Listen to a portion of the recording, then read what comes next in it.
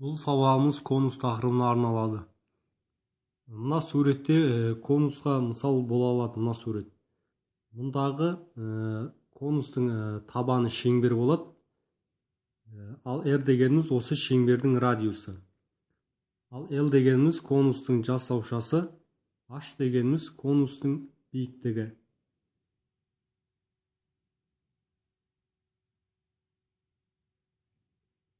Егер де конусты табанына параллель жазықтықпен қиятын болсақ, онда қиық конус шығады.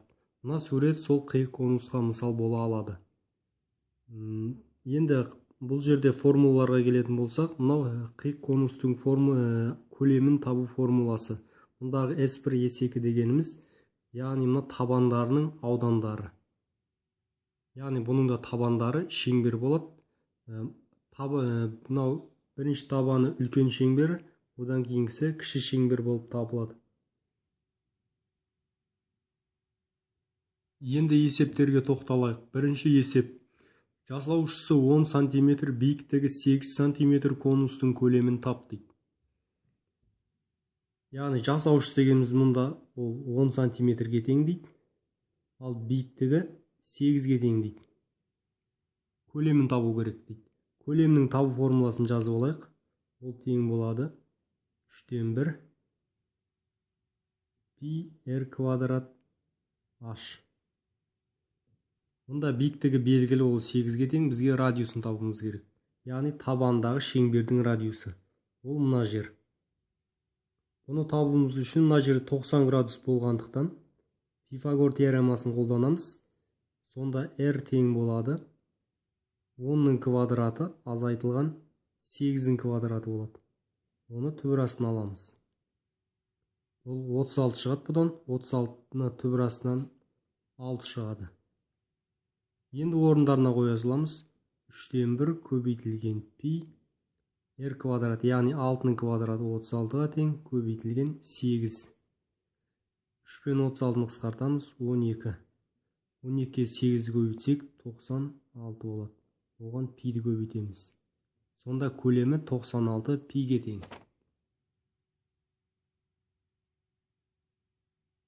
Екінші есеп.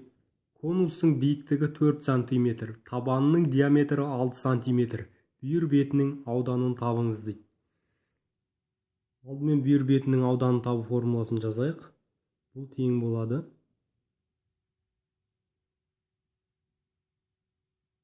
пи r l болады. Енді бізге айтады, бұл жерде биіктігі 4-ге тең дейді. Диаметрі 6-ға тең дейді. Диаметр 6-ға тең болатын болса, онда біз радиусын табу үшін осы диаметрді 2-ге бөлеміз. Яғни 6-ны 2-ге бөлетін болсақ 3 болады. Бұл радиусының мәні. Яғни мына аралық 3-ге тең, мына аралық 3-ге тең деген сөз. Енді L дегеніміз мұнда жасаушасы. Жасаушысын табуымыз үшін Пифагор теоремасы бойынша мынаны L деп қоятын болсақ, 4-тің квадраты 16, қосылған 3-тің квадраты 9. Түбір астына аламыз, 25, 25-тен 5 шығады. Енді орындарына қоя саламыз. Пи көбейтілген радиусы 3, жасаушысы 5-ге тең. Яғни 15 пи. Бүйір бетінің ауданы 15 пиге тең. Үшінші есеп. Конустың өстік қимасы тең бүйірлі тік бұрышты үшбұрыш дейді. Гипотенузасы 12 см болса, конустың толық бетінің ауданын табыңыз дейді. Бірінші толық бетінің ауданын табу формуласын жазып алайық.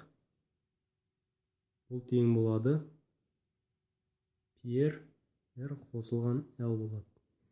Мұндағы r деп отқанымыз радиус, ал l дегеніміз жасаушысы. Бізге айтып отыр, өстік қимасы тең бүйірлі тік бұрышты үшбұрыш дейді. Яғни бұның өстік қимасы әрі мынау болады. Әр гипотенузасы 12-ге тең дейді.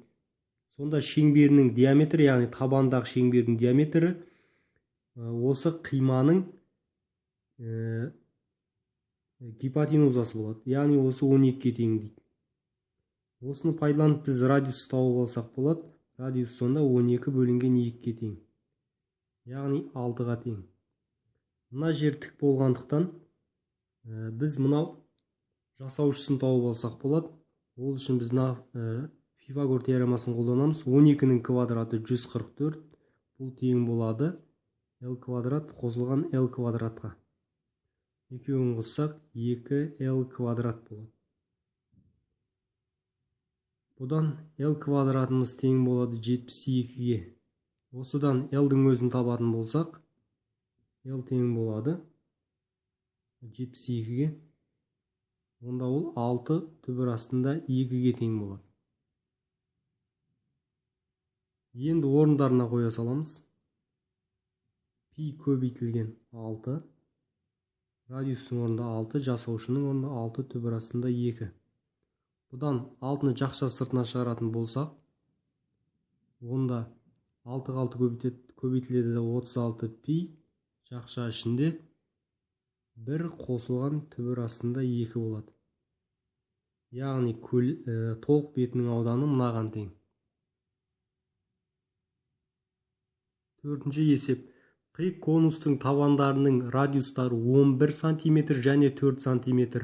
Ал жасаушысы табан жазықтығына 45 градус бұрыш жасай көлбеген конустың өстік қимасының ауданын табыңыз дейді.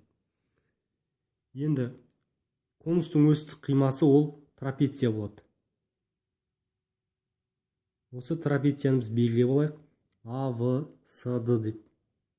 Енді бізге айтады, табан радиустары 11 дейді. Және 4 см дейді. Егер де мына жер 11 см болатын болса, онда бізде адымыз 22-ге тең. Ал высымыз 4-тің 2 еселенгені, ол яғни 8-ге тең болады. Бізге осы қиманың ауданын тап дейді. Қиманың ауданын табу үшін трапецияның ауданын табу формуласын қолданамыз. Яғни 22 қосылған 8 бөлінген 2 көбейтілген биіктік болады. Биіктік дегеніміз ол мынау. Енді осы биіктікті табуымыз керек. Мына жер 45 градус болғандықтан 45 градуспен жасап қиылысады дейді.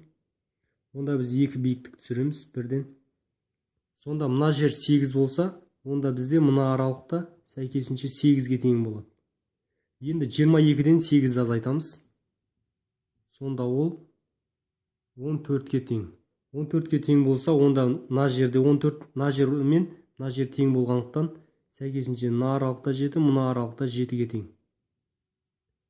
Мына жер 45 градус болса, сәйкесінше мына жерде 45 градус болады. Себебі мынау 90 градус жасап тұр. Сонда биіктігіміз 7-ге тең деген сөз.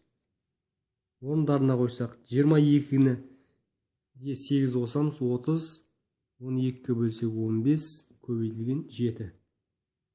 Тең 105 болады. Яғни қиманың ауданы 105 см квадратқа тең.